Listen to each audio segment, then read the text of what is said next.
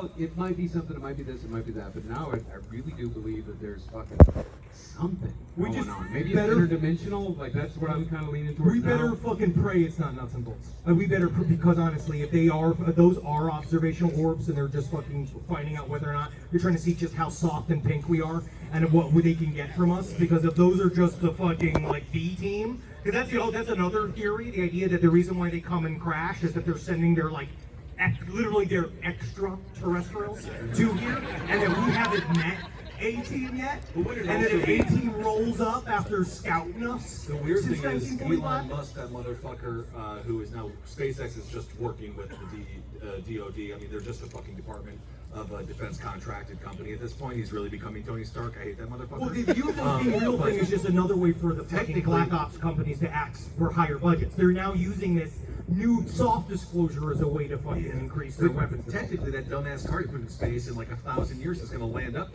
someplace and be like, look at the technology of this American people, or whatever. So we're probably looking at some old ass tech anyway. Yeah. Well, I mean, is there not like the idea that I've been thinking about with all the shit in the sky? Like, is it possible that Earth is just a fucking interdimensional highway? That we're just maybe everywhere going through us on the way to somewhere else? I mean, I don't fucking know, because they mirror. They are attracted to our planes and our natural water sources. Yeah. Well, whatever it is some kind of, or it's just shit we don't know. It's another type of plasma. I just have a feeling, like, I don't know why, like, I have this feeling like that it is real. When we are finally going to find out what the fuck it is, it's going to be so mundane. Of course. It'll be like, it's all water? Oh, yeah, of course it's water. Yeah. That's the only thing that matters in the whole universe. It's new clouds. All right, what's next? Come on your left. Okay. Sorry.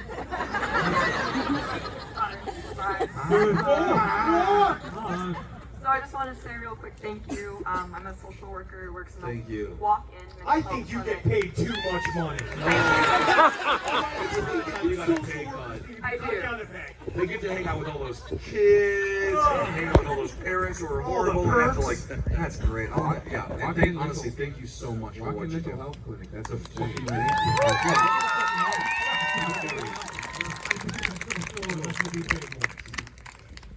I was actually going to say thank you. I work over at the VA, and I was going to say thank you to Marcus. Actually, no. First, I was going to say thank you to all of you guys. You know, for having the podcast. But I was going to say thank you to Marcus for that line about the mental health not being your fault, but being your fault. That's something that I shamelessly steal. I say it from a podcast. I don't tell them which podcast. Do not have to listen. It might take a lot of things way too literally. But I watch so many people's like a light bulb happen with that. So thank you for that. That means a lot, because like that thing that I said years ago, like is being used in a very real place. So thank you. That makes my fucking night. Thank you. Fantastic. And that's what I think about too. I think that about is the cream of the blood. Do you ever say that to me? I also say that when I think about my height. You know, it's not my fault. I listen to a lot of round table as well. That makes me feel like were you surprised that Holden drank breast milk, or were you like, yeah? The signs were all there. Yeah, no, it's really unbelievable. We used to think that mommy fucking thing was a bit, and then we went to his wedding. We saw him dance with his mom, and his mom disdains him so much that we knew it was real. And now the fact that he is actually just drinking breast milk on stage, as if it's a funny bit, is really disturbing. He was like, "Don't worry, I brought breast milk." He doesn't need to drink breast milk. What I need is that he could bring us a little bit of milk, regular milk, and just drink it and tell you that it's breast milk. He's method. He's authentic. He's authentic. So, honestly, thank you so much for what you do. Yeah, no, thank you guys.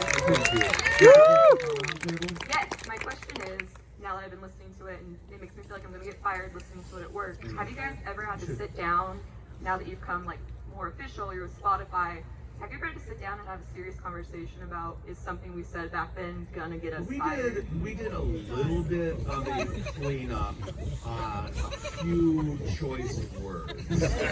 But overall, no. I think we've done maybe a total, correct me if I'm wrong, Marcus, of 10 total edits of the release roundtable. Maybe like we went back, because there were some episodes where Holden, I believe Holden started it with just saying, the hard F word over and over again. And we're like, okay, we maybe not get the joke. I get it, but might not play so well now. But no, you know what? With Roundtable, I'm very proud of that show because first of all, it was us. We were young, and it wasn't never negative or mean spirited.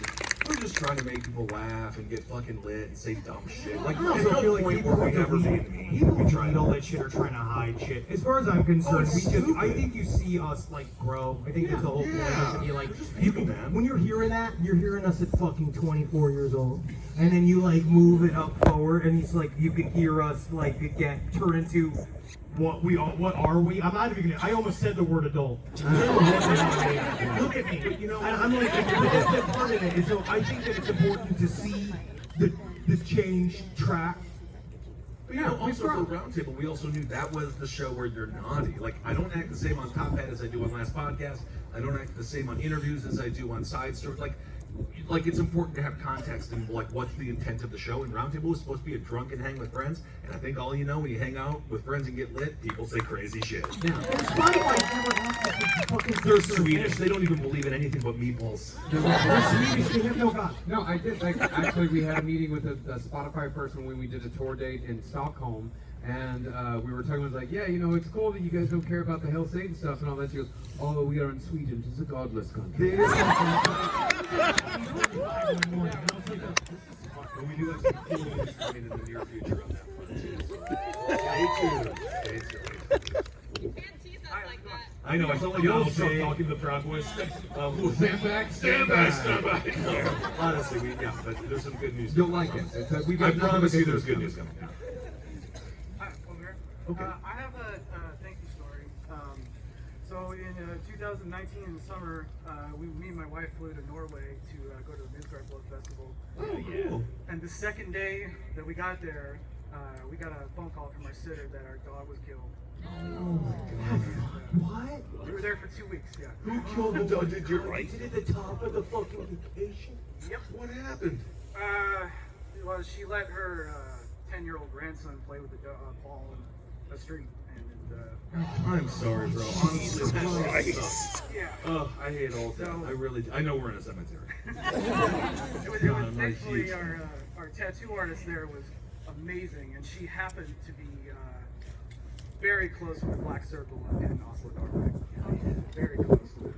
She knew Bard. She taught her how to play RPG games. Did she teach him how not to be a racist? But she did try to get him to fuck her, and he said no. Oh my God! How She bad dodged is the that? bullet. I don't know. Bark said no. So he murdered his friend. He's a white supremacist. But Yeah, where's the rest of this story? I went from dog death to Bard weakness. I love it. This is why the Q&As are the greatest thing of all time. okay, so the second part is when we got back, it was your podcast that really helped us pull through everything. And Man, seriously, it was, I can't imagine. I know people lose humans, and we have, but losing dogs is also horrible. I can't fucking imagine it. It's like 1/10 as bad. Yes. Sorry, man. Thank you, though. I hope you got a new dog. I can't. You don't want me there at the end. You know what I mean? You don't want Henry. You don't want to see me be going like, like at the very end of your life. I remember when Teddy, I was a dog nanny for 9 years, and when Teddy Bear 1 died, it was sad. Circle of life. hey guys, I just want to say I love the shit out of you guys. You're fucking shit. You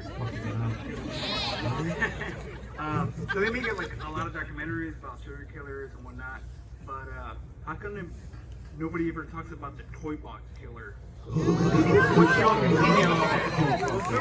There's Very like It's because there's no fucking justice, and that piece of shit died of a heart attack before he could even spend it. Right? Am I wrong? toy box killer. He died of a heart attack before any justice. And the Thai box killers, they're trying to get his wife out now. She's about to get released. Yeah. No one should ever be fucking out of anything that they did. You know what I think? Yeah, I think that number one, it's very scary, it's very fucked up, and it's really, really, really, really, really, really gross. And I think that was the one thing about last podcast that we really really tried to do was like, I mean, to be honest, we try to go into really deep into the graphic detail because I think it's important to look at it. I think that you should really like get into it. I also think it's okay to be morbidly curious and that you're allowed to express this part of your personality if you so choose.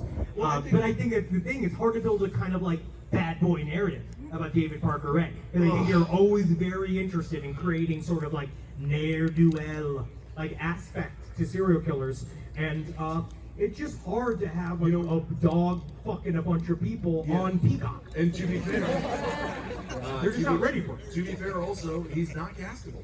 Like literally, Zac Efron. I've no diss on Zac, but Billy Bob Thornton to play David Parker. That's true. But that Ted Bundy fucking documentary or whatever that fucking movie with all the Bundy bullshit has been so goddamn horrible, and they've like pasteurized everything to make him look like he didn't fuck a bunch of human skulls and kill a bunch of women. And then we have to really talk about how many people fuck human skulls. We got the mayor, Garcetti, well, who's absolutely. been fucking human skulls for a while. When it comes to like the true crime, like production meetings, they're literally they're like, he's not charming enough to even make a documentary about because he makes me sick. No, there was a buddy of mine, like one of my close friends. He grew up in New Mexico, and his family had the lake house next to David Parker. What? Yeah, like Dave. Oh, did it smell? No, it didn't. Did smell at all. anybody notice? No, they just noticed he always had this fucking big container out front, and he was really fucking creepy. I know breaking and entering is illegal, but do it. Just make sure, like, if a neighbor, like, we can learn a lot from the city, man. Yeah, seriously, we can learn a lot from Tom Hanks from The Burbs. Investigate. But that's what we And in Terminal. Yeah. Well, that's kind of like what, like lately we've been digging deep. Like every serial kill that we've been doing lately has been like really fucking brutal because we're digging deep into the lesser known serial killers, and they're lesser known for a reason. Because their Not because crimes, they're better. No, because their crimes are just so horrific, and people get so people don't like to talk about it. Can you imagine if Zac Efron played Richard Chase? That'd be fucking dope, actually. They can figure that out. If they have the baby being gutted out of the woman as he bathes in her stomach. Yeah, because you can gloss Played by over. Melissa McCarthy. I love your brave casting. You can gloss over Richard Ramirez, you gloss over Ted Bundy, you can even gloss over most of Jeffrey Dahmer. You just say he ate people, but you can't really gloss over fucking Toolbox killers. Also toolbox talk killers or about- fucking Rodney Alco. You can't. Also talk about people who don't care about certain victims. Those were very marginalized poor folks in New Mexico. And so people in the East and the West Coast were like, man, do people care that they're dead? Like, don't you think legitimately with David Parker Ray, he didn't kill a sexy victim? Well, he didn't get charged with any murders at all. Technically, he said that he didn't kill anybody. He, no Well, one he ever, did. they never proved that he killed anyone. Ever not. No, never. Yeah, he fucking died before he ever went in there. The only time I didn't want him to have a heart attack was then. Yeah. All right, last one, gentlemen. Oh, okay, awesome. Honestly, thank you all so much for being with us tonight. I hope you guys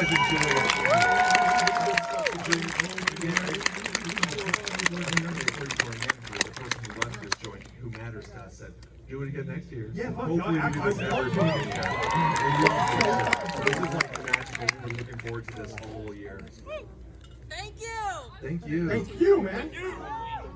And it's nice to pick. Thank you. Thank you. Thank you. Thank you. It's nice to picnic though, isn't it? It's nice to picnic. All right, last question. Okay, he says last one, so pressure's on. It's all good. This is the and- one and it all. You're doing Yeah. great.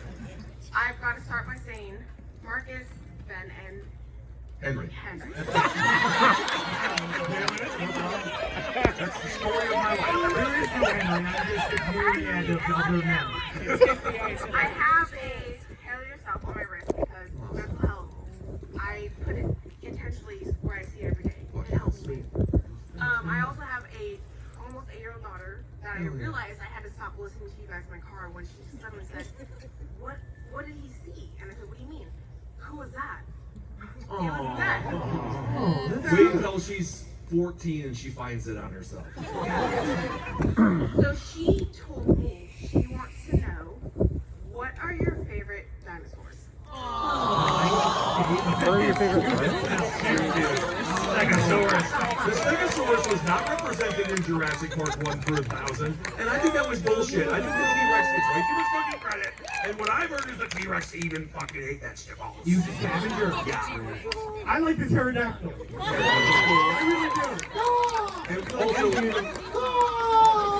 whatever that big ass nasty peacock was that spit all that shit out on the fat day. That's cool. Yeah, the Dino Reich. I love the Dino Ricus. The Dino Ricus is great. I like saying Gallimimus. The Dimetrodon. I love the Dimetrodon because he's got that big fucking fin. I love the big fin. If you ever get a chance, I mean, we got the privilege to go to Australia and do a bunch of shows, and we went to, in Brisbane, we went to this place where it's like a kangaroo sanctuary. We walk around and it's kind of dangerous, right? It is scary. They can fucking kill you, right? They say they feed it more than, I guess they jerk off. I don't know how they keep them going. But I saw, I think it's called an echidna. It's like, it's but not a capybara. Yeah, echidna, like a little Capybara? No, it was the capybara? giant bird. It was a giant Cassowary. Is that the cassowary? Cassowary, yeah. If she wants to see a dinosaur that is real, it's that fucking thing. Because like, it just had a baby too, so they were like, it's like, hey, y'all be careful because it's very protective of its baby. And then you look over there and it's literally this, it is a dinosaur. It's like going, it's got this fucking claw on the side of it. It's fucking crazy. Also, I'm just gonna throw Bebop and Rocksteady in there. Thank you all so much for coming out, guys.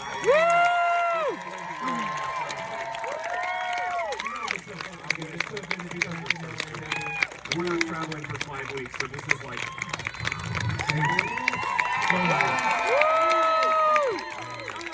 Have a wonderful holiday. Good luck in October. Kill yourselves,